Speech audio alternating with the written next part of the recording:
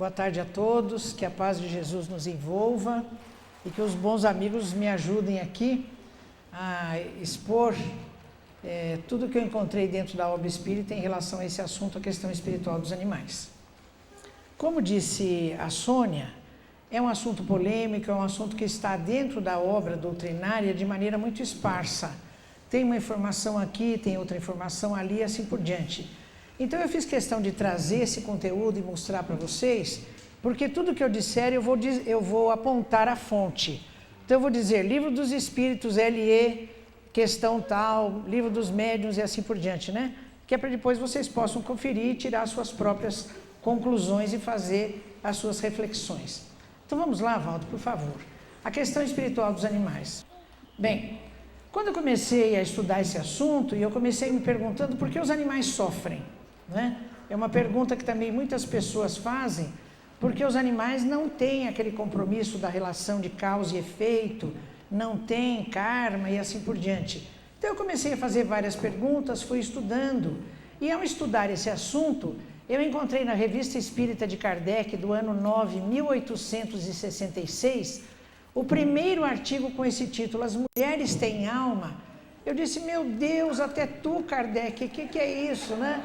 Mas é claro que Kardec estava com esse título instigante, referindo-se ao preconceito de que as mulheres ainda eram vítimas no século XIX, né? Então, esse artigo é muito interessante. Também tem um livro de Bozano em relação aos animais. Os animais têm alma. Bozano relata nesse livro 130 casos de manifestações metapsíquicas nos animais. É um livro absolutamente imperdível, né? E por falar, e as mulheres não têm alma, os animais não têm alma, também na época da escravatura, e aqui no Brasil há pouco mais de 100 anos nós tínhamos esse grave crime cultural da escravatura. E como é que o clero convivia com isso? Considerando que os escravos não tinham alma, né? Então essa questão de não ter alma, as mulheres não têm alma, os animais não têm alma, os escravos não têm alma, eu cheguei à conclusão que é uma estratégia de exercício de poder. Toda vez que você considera, isso não tem alma, é uma coisa, você pode fazer o que quiser com aquela coisa, né? E os animais ainda têm esse tipo de preocupação de todos em relação se os animais têm ou não têm espírito, né? Bom, então eu acho que isso é uma estratégia de exercício de poder. Mas vamos à primeira questão que a gente se faz então. Os animais têm espírito? A pergunta melhor seria, os animais são espíritos? Vamos ao Livro dos Espíritos, questão 597. Kardec pergunta, se os animais têm uma inteligência, eu sublinhei, que lhes dá uma certa liberdade de ação, há neles um princípio, eu sublinhei, independente da matéria. Antes de responder essa pergunta, você já viram a resposta aqui, né? Sim, e que sobrevive ao corpo. A mesma coisa está referida na Gênesis, capítulo 3, item 21. Mas antes de comentar sobre essa pergunta e essa resposta, eu quero percorrer algumas perguntas do Livro dos Espíritos para que nós possamos entender bem por que Kardec usou esses dois termos na questão 597, inteligência e princípio. Vamos ao Livro dos Espíritos, questão 27. Nesta questão, nós encontramos o conceito de tríade universal ou trindade universal. Dizem os Espíritos, só existem 3 elementos no universo. Deus, causa primária de todas as coisas, que criou o princípio inteligente e o princípio espiritual, não é? Esse termo princípio, não como começo, mas como essência, como natureza, não é? Então, Deus, o Criador, Espírito e Matéria. No item 79 do Livro dos Espíritos, os espíritos são individualizações do princípio inteligente, como os corpos são individualizações do princípio material. O mesmo conceito está na Gênesis, capítulo 11, item 6. Próximo, Valdo, por favor. No item 23 do Livro dos Espíritos, o que é o espírito? Resposta, o princípio inteligente do universo. Na 76, os espíritos são os seres inteligentes da criação. Então, quando eu comecei a ler essas questões e fazer reflexão sobre elas, eu comecei a entender que existe uma ligação intrínseca entre esses dois elementos, espírito e inteligência, De tal maneira que onde haja espírito, há manifestação de inteligência. E onde há manifestação da inteligência, isso ocorre por conta da presença do espírito, né? Bom, na Gênesis, capítulo 3, nos itens 11 a 13, nós lemos, isso, os espíritos estão se referindo à inteligência, é um atributo exclusivo da alma. Na 24 do livro dos espíritos, espírito é sinônimo de inteligência, porque tanto se falou de inteligência e princípio inteligente, que a coisa ficou meio misturada. Kardec então pergunta, espírito é sinônimo de inteligência? Resposta, a inteligência é um atributo essencial do espírito. Então, onde haja espírito, há manifestação de inteligência, e a mesma coisa acontece se considerarmos inteligência, ela é sempre um atributo do espírito. Bom, então voltamos à questão 597, né? Se os animais têm uma inteligência que lhes dá uma certa liberdade de ação, há neles um princípio independente da matéria. A que princípio Kardec estava se referindo? Ao princípio inteligente ou princípio espiritual, que já tinha sido referido e comentado no início desse capítulo, né? Nessas questões que eu já abordei. Mas então eu vou contar para vocês, em relação a essa resposta, essa pergunta, sim, e que sobrevive ao corpo físico. Eu vou contar esse episódio para vocês. Aliás, eu contei para a Túlia numa viagem em que eu a conheci, né? Há 5 anos atrás. Quando eu comecei a estudar esse assunto, certa vez eu estive em Salvador, fui lá ver o Divaldo e contei para ele, porque eu sou veterinário e sou espírita, então as coisas começaram a se misturar. Então ele disse, olha, eu tenho um caso muito interessante. E contou o seguinte, que certa feita ele esteve em Campo Grande para fazer uma conferência e foi lá recebido pela então presidente da Federação Espírita, a Dona Maria de Viges. E ele foi hospedado na casa dela e quando entrou no portão da casa de Dona Maria de Viges, acompanhado por ela e por outras pessoas, um cachorro enorme, ele pulou no peito e ele levou um susto e deu um grito. As pessoas disseram, o que foi, Divaldo? Ele disse, foi o cachorro, mas tudo bem. Todos disseram, que cachorro, Divaldo? Aqui não tem cachorro nenhum. Ele aprontou para o chão e disse, esse pastor aí, identificou a raça do cão, esse pastor aí. Então, Dona Maria de Virges foi às lágrimas e disse, Divaldo, eu tive um pastor, mas ele morreu faz meses. Não é? Então, uma possibilidade é que o espírito do cachorro ainda estivesse retido ali pelos laços afetivos que mantinha com a Dona Maria de Virges e a mediunidade de Divaldo captou a presença do cachorro ali. É uma das possibilidades, né? Bom, então, esse caso eu conto no livro A Questão Espiritual dos Animais, né? E aqui está presente a Maria Túlia, que agora é presidente da Federação Espírita lá do Mato Grosso, e eu contei esse caso para ela, Mato Grosso do Sul, e eu contei esse caso para ela quando nos conhecemos durante esse voo, né? Também quero contar para vocês o caso do Lorde, é um cachorro do Chico Xavier. Vocês que já leram esses livros de casos do Chico Xavier, já cansaram de ler história sobre o Lorde, né? Mas tem mais uma. Em carta de Chico Xavier, de próprio punho, que Chico escreveu a Vantuil de Freitas, então presidente da Federação Espírita Brasileira, carta datada de 25 de janeiro de 1951, ele relata o que eu vou contar para vocês. E isso está no livro Testemunhos de Chico Xavier, de Sueli Caldas Schubert. Então o Chico diz assim para o Vantuil de Freitas, que José, o irmão de Chico, antes de desencarnar, recomendou a ele que continuasse a cuidar muito bem do Lorde, que era um cachorro de que eles gostavam muito. E o Chico conta que o Lorde ainda viveu vários anos, mas depois foi ficando muito idoso, velho, doente, e nos momentos do seu desencarne, o Chico vê o espírito de José chegar e acolher nos braços o espírito do Lorde. Isso está em carta de próprio punho nesse livro Testemunhos de Chico Xavier. E o Chico ainda complementa que nos meses que se seguiram, quando José em espírito lhe vinha a ter a presença, vinha sempre acompanhado do espírito do Lorde aos seus pés. Então são 2 casos assim de pessoas que nós respeitamos muito e que acabam nos trazendo essa confirmação de que sim, os animais têm um princípio inteligente que sobrevive à morte do corpo físico, né? Nesse livro Gênese da Alma, de Carvajal Schutel, cuja primeira edição é de 1924, na página 60, eu encontrei uma coisa muito interessante. ele fala dos cães que durante a Guerra Mundial, a Primeira Guerra Mundial de 14 a 18, foram utilizados em serviço, e diz ele que somente em Paris 14 mil cães foram mobilizados, muitos condecorados por atos de bravura, coragem e abnegação. Então ele diz assim: em virtude dos fatos relatados de que os cães participaram, não há dúvida, eu sublinhei, de que o cão possui uma alma. Sendo inteligente, essa inteligência não pode deixar de ser atributo do espírito. Então aí está um grande estudioso da doutrina espírita, criador da editora O Clarim, que o ano passado completou 100 anos, e que já naquela época, em 1924, quando muitos de nós ainda temos dúvidas a respeito disso, em 1924 ele já era taxativo em afirmar que os animais têm sim uma alma, né? E que isso é atributo do corpo. Eu vou falar um pouco de instinto e inteligência, porque muitas pessoas dizem assim: o homem é o ser inteligente e os animais agem apenas por instinto, né? Separam as coisas. Vejam lá na Gênese de Kardec, capítulo 3, itens 11 a 13. Nós lemos o seguinte: o animal carniceiro é impelido pelo instinto a nutrir-se de carne. Eu sublinhei.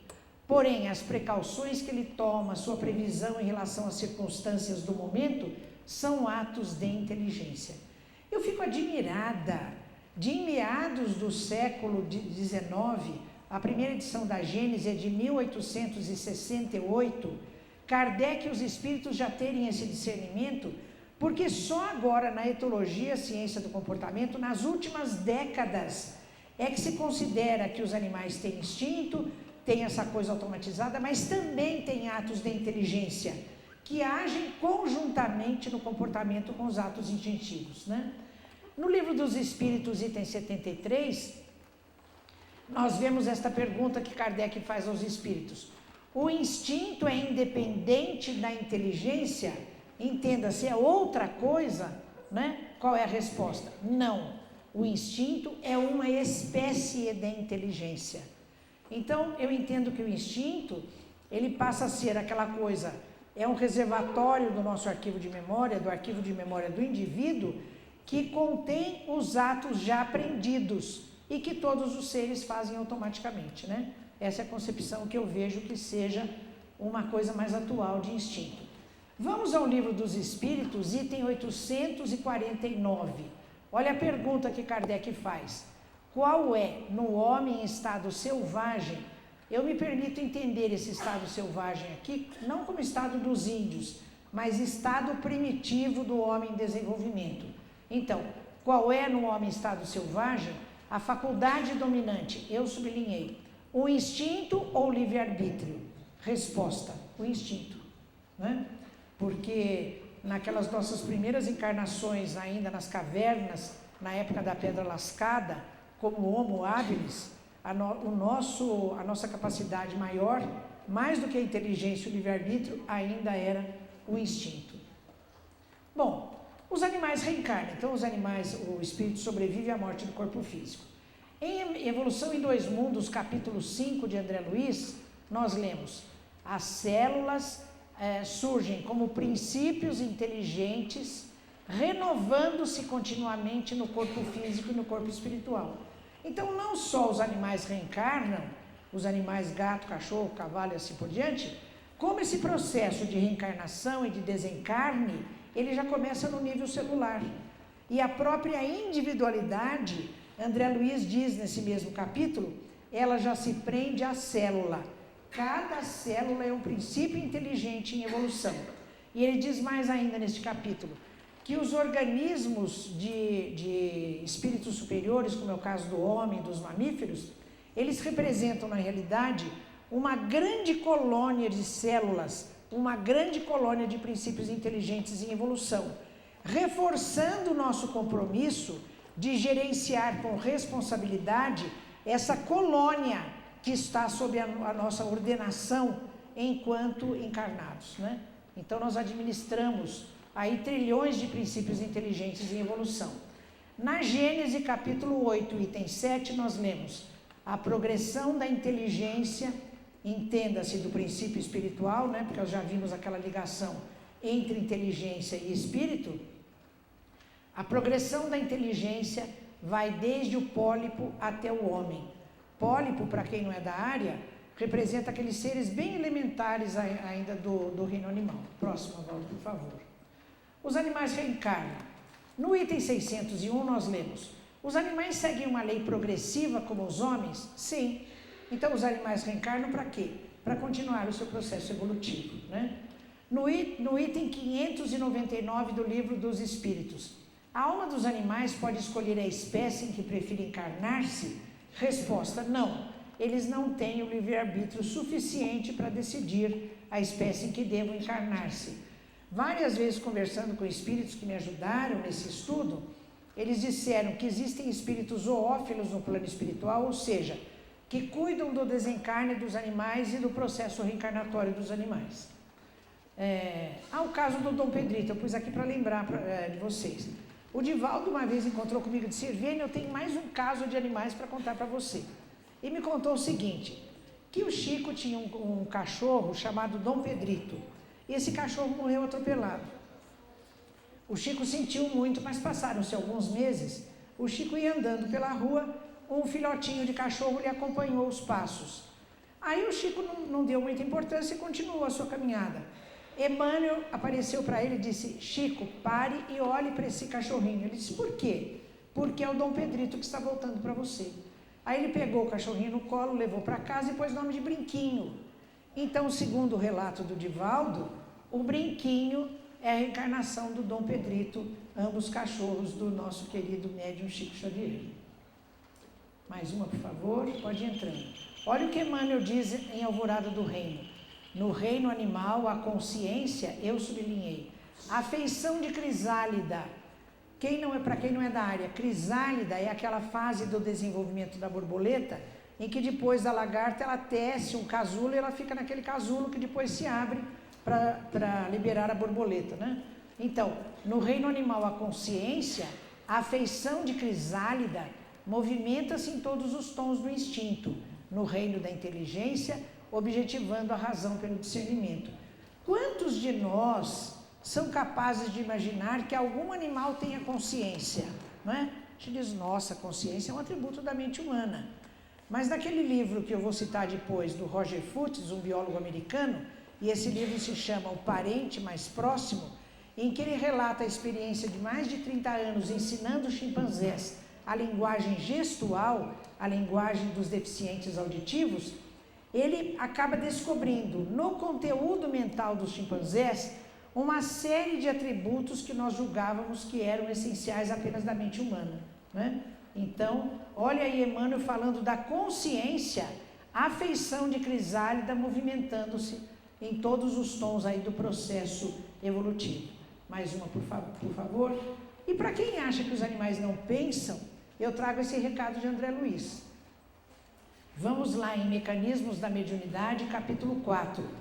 O título desse capítulo é Pensamento das Criaturas. Lá ele diz o seguinte: a angelitude emite o seu pensamento em raios ultra super curtos, a mente humana em ondas curtas, médias e longas, e os animais em ondas fragmentárias. Eu confesso que eu tenho muita dificuldade em entender como é a emissão desse pensamento em ondas fragmentárias. Porque como existem centenas e centenas de espécies animais, eu penso que isso deve ter uma variação de espécies menos complexas e de espécies mais complexas, né? Mas enfim, aí fica o recado de André Luiz. Então, dessa parte da minha fala aqui, em que nós analisamos algumas coisas, o que nós podemos concluir com base nessas citações da doutrina espírita que eu acabei de fazer? Os animais têm espíritos, ou melhor, os animais são espíritos, né? Os animais são seres inteligentes. Inteligência é atributo do espírito. Instinto é uma espécie de inteligência, não é outra coisa diferente. Os animais reencarnam e evoluem. Os animais têm o despertar da consciência, né, que vem evolutivamente, e os animais emitem o seu pensamento em ondas fragmentárias. Próximo, por favor. Olha essa figura aqui do livro Lindos Casos de Chico Xavier, de Ramiro Gama. Então tem esse desenho, o Chico aqui com o companheiro, e eles estão dizendo, ah sim, os animais também têm alma e valem pelos melhores amigos. Próximo, por favor. Bem, então eu falei isso na doutrina, e eu gostaria agora de fazer um contraponto e pensar assim, o que a ciência tem a dizer em relação a tudo isso que nós vimos dentro da doutrina, né? Então, a ciência diz o seguinte, os animais são seres sencientes. Próximo, por favor. Próximo, por favor. Os animais são seres sencientes. Pode entrar outra. Olha o livro que eu citei para vocês. Mais uma. O Parente Mais Próximo, de Roger Fuchs, né? Então, ele está mostrando aqui, em várias cenas, a maneira como ele conversa com os chimpanzés. Essa linguagem tem mais de 150 sinais. Os chimpanzés aprenderam todos os sinais e aprenderam a se comunicar livremente com os seres humanos e com os outros chimpanzés. E ainda ensinaram essa linguagem para os filhotes que foram nascendo e para outros animais que foram introduzidos no grupo, né? Essa daqui é uma das primeiras que ele ensinou a linguagem. Teve um bebezinho, próximo, Valdo, que nasceu morto, e tem todo um caso sobre ela que vocês podem encontrar no livro. Esse livro foi matéria dessa revista, que agora se chamava Globo Ciência, agora se chama Galileu. Eu colaborei com essa matéria também. E lá na USP está sendo feito um estudo, eu não sei se já está concluído, a respeito da linguagem dos macacos muriquis. É o nosso macaco prego, é um macaco mais ou menos de uns 3 quilos, 3,5 quilos, né? E olha a chamada da capa, ele quase fala. Os pesquisadores estão impressionados com a riqueza de conteúdo da linguagem dos macacos muriquis, ou seja, a ciência está demonstrando metodologicamente que os animais são seres inteligentes. Mais um, eu trago para vocês também esse livro, A Pré-História da Mente, do Steven Mitten, publicação de 1999. Vocês sabem que hoje em dia se admite que o ser humano tem várias espécies de inteligência, né? Porque no meu tempo de ginásio, de colégio, dizia assim, o indivíduo é inteligente, o indivíduo não é inteligente. Então, era aquela inteligência racional para matemática, para física, para resolver problemas. Hoje se sabe que o ser humano tem pelo menos 11 tipos de inteligência. Inteligência racional, espacial, emocional, tecnológica e assim por diante. Então, esse autor fez um estudo com base nos crânios das espécies do gênero humano, o Homo habilis, o Homo erectus, o Homo sapiens antigo e o sapiens moderno, tentando fazer uma inferência a respeito dos tipos de inteligência que esses indivíduos teriam.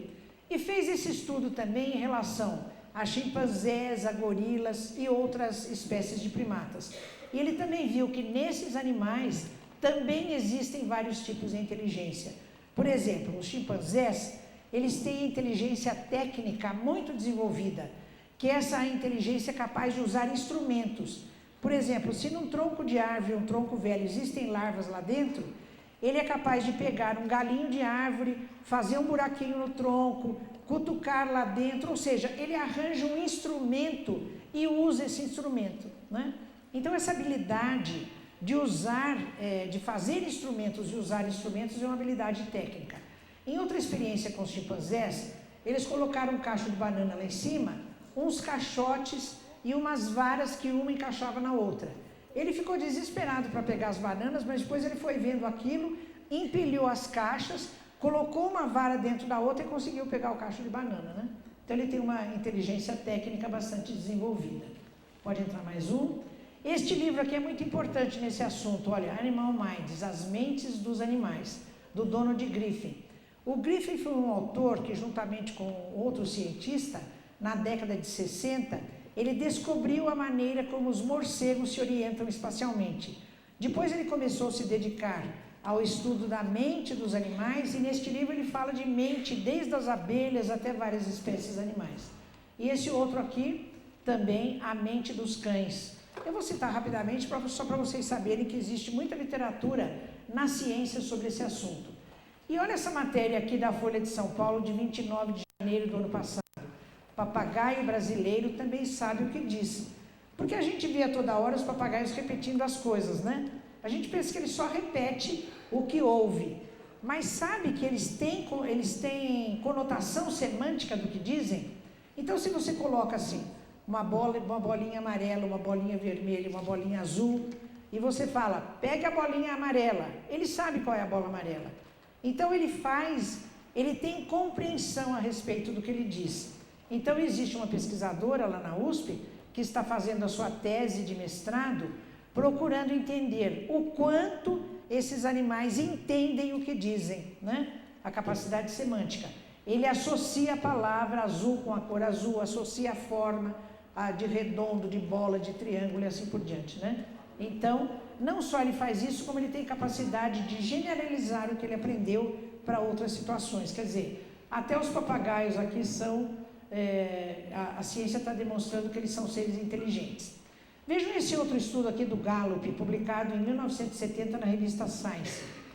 Ele se baseou na seguinte afirmação dos psicólogos e psiquiatras, que dizem que o bebezinho humano começa a perceber a própria imagem no espelho por volta de 1 ano e meio. Então ele começou a fazer esse teste nos animais e ele provou metodologicamente que os chimpanzés reconhecem a própria imagem no espelho.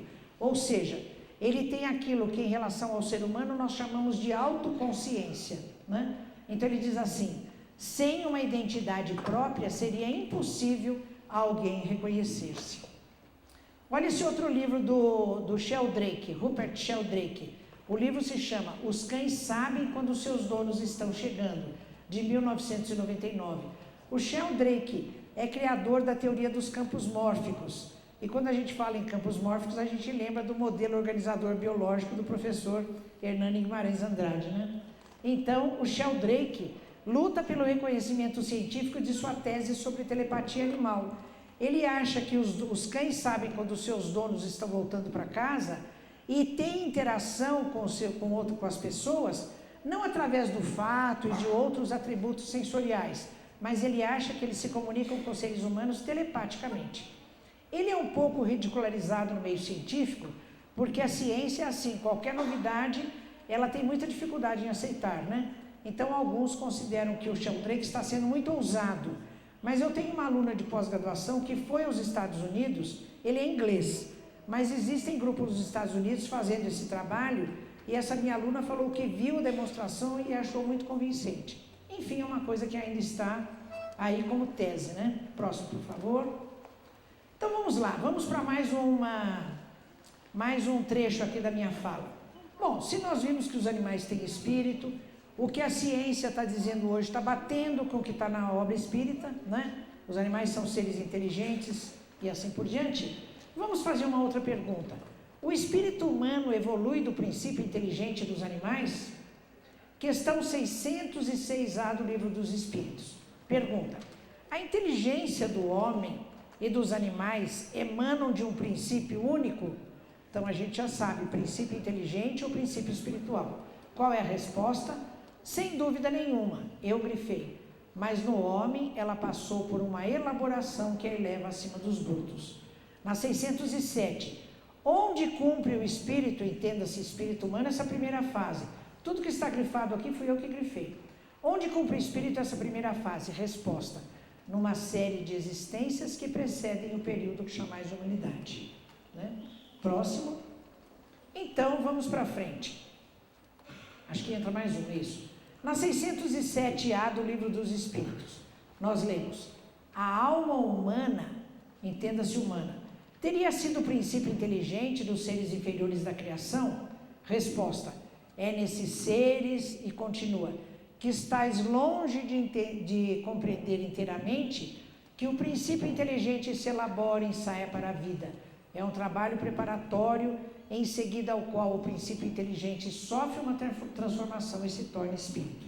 Agora, eu estou convencida de que essa transformação de princípio inteligente que vai evoluindo em espírito humano, ela não é num momento assim, pac, de repente, e aconteceu uma transformação. Eu entendi pela leitura da obra espírita, isso é leitura minha, né? Por isso é que eu trago a fonte para todos lerem e cada um fazer a sua própria conclusão. Eu fiz a leitura de que essa transformação ela é um processo que, aliás, é lento e progressivo, e que tem várias fases sucessivas que vão acontecendo. Próximo, por favor. Então vamos ver como é que eu fiz essa leitura. Olha no 613, está escrito lá de Kardec. Segundo alguns, diz Kardec, o espírito não chega ao período humano senão depois de ter sido elaborado e individualizado nos diferentes graus dos seres inferiores da criação. Segundo outros, o homem teria sempre pertencido à raça. Eu pus psique aqui porque raça humana na realidade é gênero humano, né? Sem passar pela fieira animal.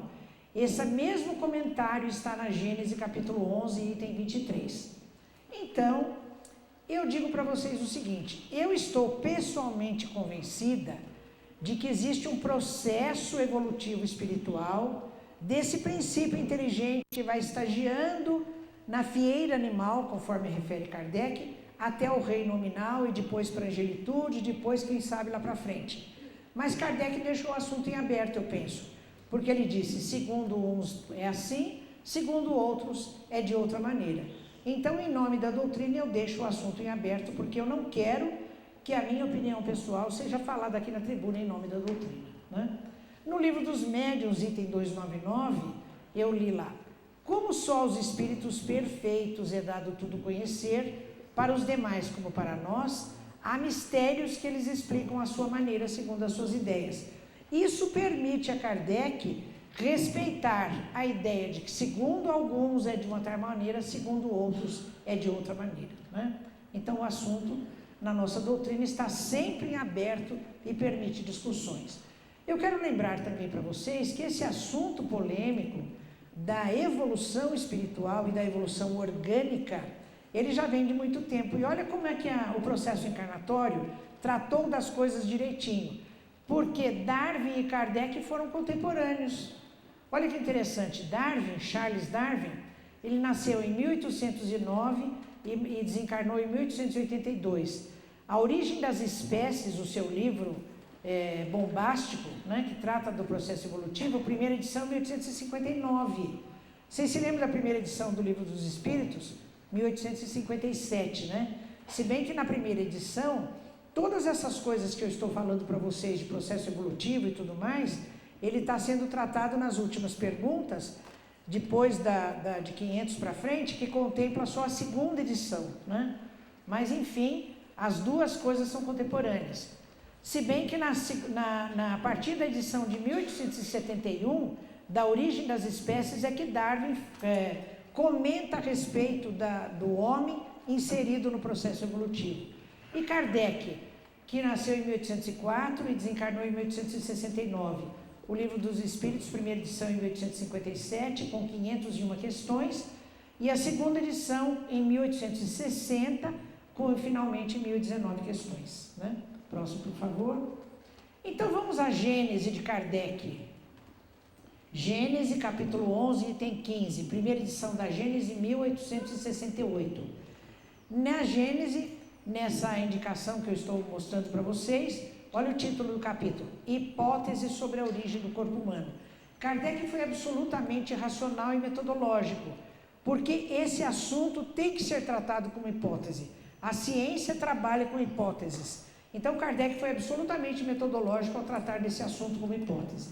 Então, nós lemos lá assim, corpos de macacos teriam sido muito adequados a servir de vestimentas aos primeiros espíritos humanos, necessariamente pouco avançados que vieram encarnar-se na Terra.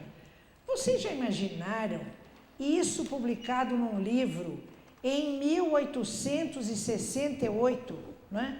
Quando a Origem das Espécies tinha vindo à tona, estava todo mundo em polvorosa com a evolução orgânica. Imagine Kardec já falando da evolução espiritual, né? Então ele foi muito mais ousado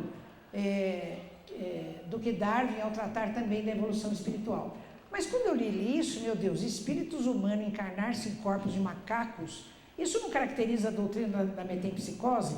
Fui procurar tudo de novo, mas Kardec tinha sido muito mais esperto do que eu, já tinha perguntado isso para os espíritos, né? Questão 612 do Livro dos Espíritos, ele pergunta, o espírito que animou o corpo de um homem poderia encarnar-se em um animal? Então eu pergunto, bom, não tinha ainda encarnado em corpo de homem aqui na Terra, mas poderia estar encarnado no corpo de homem em outro planeta, né? A resposta, Isso seria retrogradar e o espírito não retrograda. O rio não remonta à fonte. Eu disse, bom, então eu tenho que entender como é que isso aconteceu.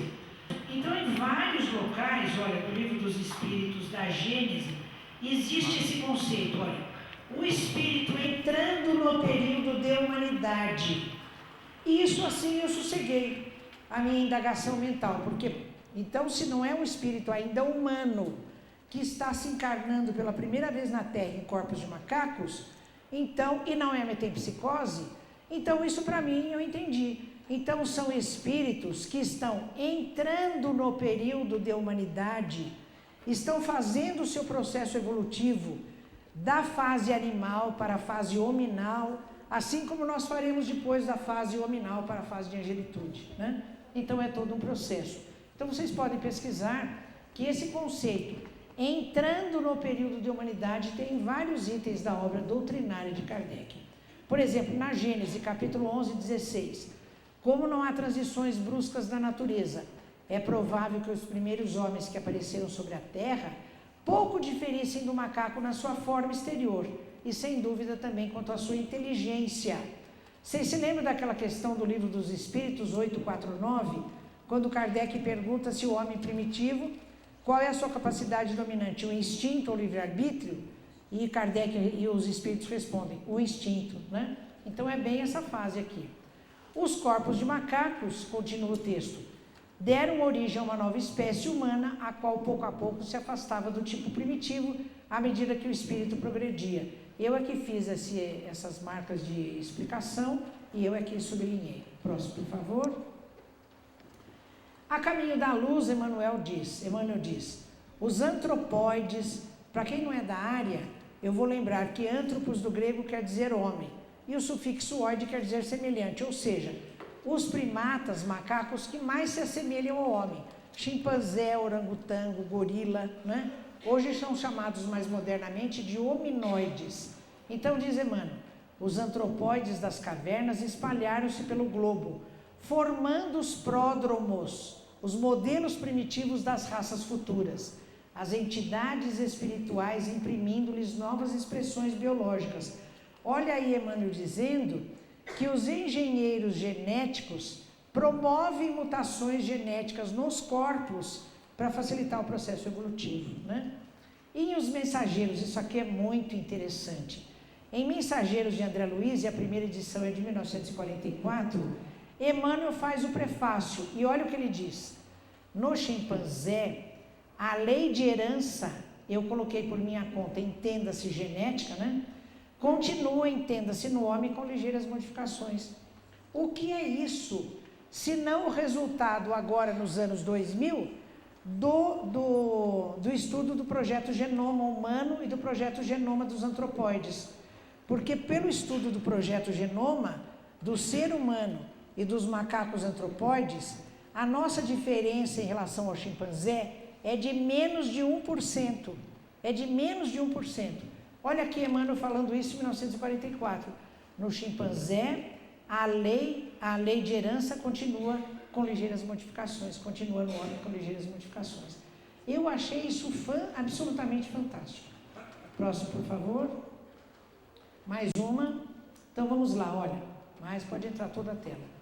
Em Alvorada do Reino, Emmanuel diz, o animal caminha para a condição de homem, tanto quanto o homem caminha para a condição de anjo.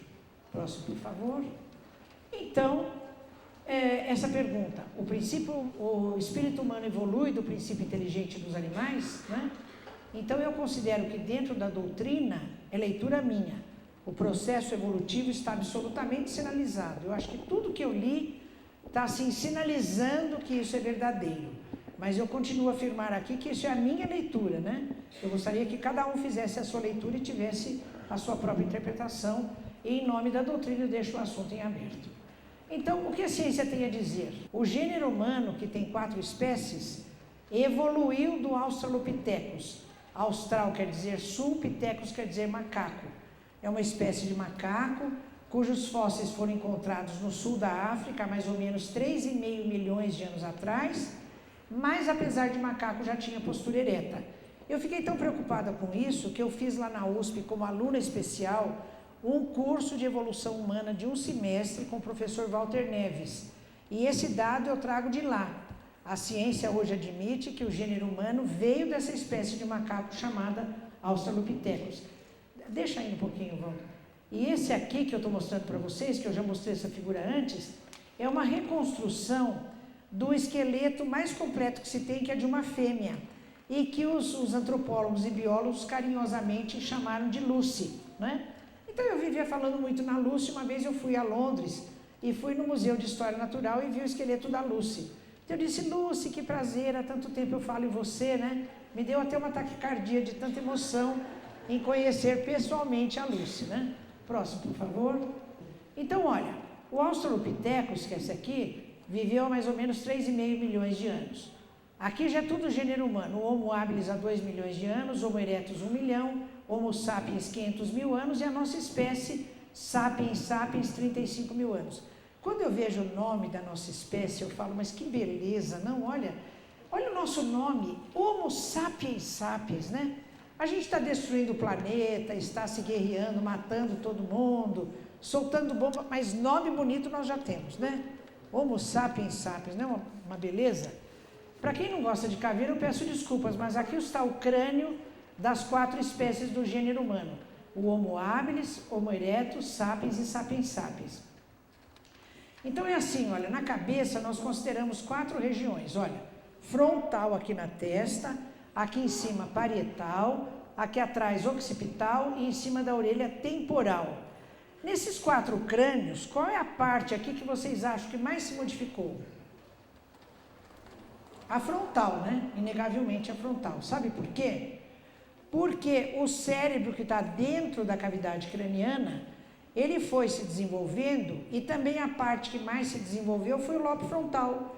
E ele foi empurrando a parte óssea para frente. Por isso é que a parte frontal do crânio, que é a parte óssea da cabeça, foi também a que mais se desenvolveu, né? Nesse curso que eu fiz, teve um assunto que se chamou Rubicão cerebral. O nome Rubicão é usado metaforicamente para significar um limite bem definido. Então a pergunta que se faz é o seguinte: existe um limite bem definido entre o que é cérebro de homem e o que é cérebro de macaco? Então os antropólogos e biólogos vivem procurando esse limite. Até hoje não encontraram. Pelo contrário, fazendo aqui a análise da cavidade craniana e do volume do cérebro, eles perceberam que esse coitado aqui, o Homo habilis, ele tem a cavidade craniana e o cérebro tão reduzido que mais se parece com as características do Australopithecus do que das outras 3 espécies do gênero humano. Então, disse o professor Walter Neves, uma parte de antropólogos e biólogos não aceitam o Homo habilis como pertencente ao gênero humano. Eu falei: bom, então aqui está o elo perdido. Porque se esse aqui você não sabe nem se ele está do lado dos homens ou do lado dos macacos, ele é o elo perdido, não é verdade? Porque ainda se tem dúvida se ele tem mais características de Australopiteco ou se ele tem mais características de ser humano, né? Então o Rubicão não existe, ou seja, isso para mim, no plano orgânico biológico, está reforçando a hipótese de que o espírito vem adentrando o período que chamamos de humanidade, ou seja, ele vem paulatinamente e progressivamente experimentando encarnações nesse processo evolutivo, né? Mas eu continuo a dizer que isso é uma hipótese. Próximo, por favor. Eu vou trazer umas fotos desse fotógrafo sueco, Lennart Nilsson, que são interessantes. Olha, esse biólogo Ernest Haeckel, ele diz o seguinte, é de 1891, a ontogênese recapitula a filogênese. Onto quer dizer ser, gênese, formação. Filogênese, eu quero dizer as várias espécies animais em evolução. Então diz ele, quando o embrião de um ser mais evoluído, entre aspas, né? A biologia não gosta muito desse negócio de mais evoluído e menos evoluído, mas só para fins didáticos, mais complexo. Um ser mais complexo, então um ser mais complexo, quando vai se formar, ele repete fases evolutivas de outras espécies menos complexas. Obrigado pela ajuda. Então, não, deixa aqui, eu não mostrei. Então vejam bem, olha, essa aqui é uma patinha de embrião de galinha de 5 dias. E aqui o esboço de um membro, de um braço de um embrião humano de 6 semanas. É muito parecido. Próximo, por favor. Olha o embriãozinho humano de 31 dias e o embrião de suíno, de porco, de 21 dias. Ele ainda tem esses arcos branquiais e as fendas branquiais. Quem é que tem? Que espécie é que tem brânquias na fase definitiva? Os peixes, né? Então existem assim umas coisas que vão se repetindo. Dentro da biologia, dentro da veterinária, esse enunciado do Haeckel, ele é controverso. Tem gente que aceita, tem gente que não aceita. Para muitas coisas eu acho que ele é válido, né? Próximo, por favor. Olha o embriãozinho humano também de 6 semanas dentro da bolsa amniótica. Olha o embrião de suínos de 4 semanas também dentro da bolsa amniótica, aqui placenta. Então tem muitas coisas parecidas. Pode mudar, por favor. O embrião humano de 9 semanas, suíno de 4 semanas. Próximo. Mas vem um aí que é muito mais interessante. Próximo ainda entra mais um. Também aqui o feto humano, já numa fase bem adiantada dentro da bolsa amniótica, com o cordão umbilical. Aqui a imagem está muito clara, mas é um feto de macaco rhesus. Aqui dá para ver a placenta, aqui neste momento não dá. Mas também tem o cordão umbilical. E esse feto do macaco rhesus, ele está tão preocupadinho, né? Ele falou, meu Deus, agora eu vou encarnar, eles vão me levar para o laboratório, vão me injetar o vírus HIV para fazer testes, né? E aquela coisa, então ele está assim muito preocupado com o que vem por aí. Mas eu quero mostrar para vocês uma coisa interessante, olha. Esse chimpanzé está mostrando aqui a mão dele, né? Que é bem assim, né? E o pé dele, olha. Prestem bem atenção que eu vou mostrar aqui, olha. Os dedos e o dedão do pé separado aqui. Vocês estão vendo? Então, nós também fazemos assim, né? Aliás, a nossa oponência é muito mais delicada do que os antropóides podem fazer. Mas o nosso pé é completamente diferente. Vai para frente, Ivan, por favor. Vejam aqui, olha. Então, o pé dos antropóides, o dedão é meio separado, ele faz isso, né? Faz isso. E o nosso dedão não. O dedão do nosso pé, ele foi muito mais solidário com os outros. Porque quando nós assumimos a postura ereta no processo evolutivo, então, quando nós andamos, acontece o seguinte, olha, vocês façam o teste quando levantarem. A gente vai mudar o passo, então a gente põe o calcanhar, depois apoia o peso do corpo em cima de todo o pé, e quando a gente vai mudar o passo, todo o peso do corpo fica com apoio aqui, né? Então o dedão do pé disse, coitado, os outros dedinhos, né? Suportar todo o peso do pé, deixa eu ir lá para frente para ajudar. Então, o nosso dedão do pé se pareou com os outros, né? Bom, mas veja o que aconteceu. Um médico do Rio de Janeiro, chamado Dr. Henrique Vasconcelos, eu fui da banca de doutorado dele. E na tese dele de doutorado, ele estudou o pé de feto, dissecou o pezinho do feto. E até o 5º mês de gestação, nos pezinhos dos fetos humanos, ele encontrou 2 musculozinhos que nos antropóides fazem esse movimento de oponência, né? Então, olha aqui os 2 musculozinhos, tá vendo? 1 e 2. Ele encontrou esses 2 músculos no pezinho do feto humano até o 5º mês de gestação. Então, nesse caso, o Haeckel tem razão. Na ontogênese, a ontogênese recapitula a filogênese, né? São resquícios dos nossos processos anteriores, das nossas fases anteriores. Pode ir para frente, por favor. Bom, olha o que André Luiz diz aí para a gente ir concluindo. Em No Mundo Maior, capítulo 4, 1947. O cérebro é o órgão sagrado de manifestação da mente em trânsito da animalidade primitiva para a espiritualidade humana. Próximo, por favor. Nesse livro bem recente do Stanley Finger, Minds Behind the Brain, as mentes nos bastidores do cérebro, né? Ele considera, logo na introdução, o cérebro como órgão de expressão da mente. É uma expressão que André Luiz usou em 1947, o cérebro como órgão de expressão da mente, né? Então, vocês vejam como a ciência, bem recentemente, vem usando coisas que os espíritos já nos falaram há muito tempo. Próximo, por favor. Bom, então nesse livro, olha, No Mundo Maior de André Luiz, capítulos 3 e 4, ele trata da casa mental em 3 andares, cada andar da casa mental interagindo com uma parte do cérebro, né? Então, o cérebro inicial, que ele diz, o córtex cerebral e o lobo frontal. O cérebro inicial, que é uma parte que os animais também têm, bem desenvolvida, ela serve de intermediário, serve de órgão, à expressão de comportamentos acompanhados de emoções bem primárias. E o lobo frontal, destaca André Luiz, ele interage com o terceiro andar da nossa casa mental, porque é a parte do cérebro que funciona de instrumento às chamadas funções psíquicas superiores. Então, manifestações de inteligência, livre-arbítrio, associação de ideias, memória, aprendizado e assim por diante, a parte do cérebro que trabalha com isso é o lobo frontal. Bom, vocês viram a data daquele livro do André Luiz? 1947, né?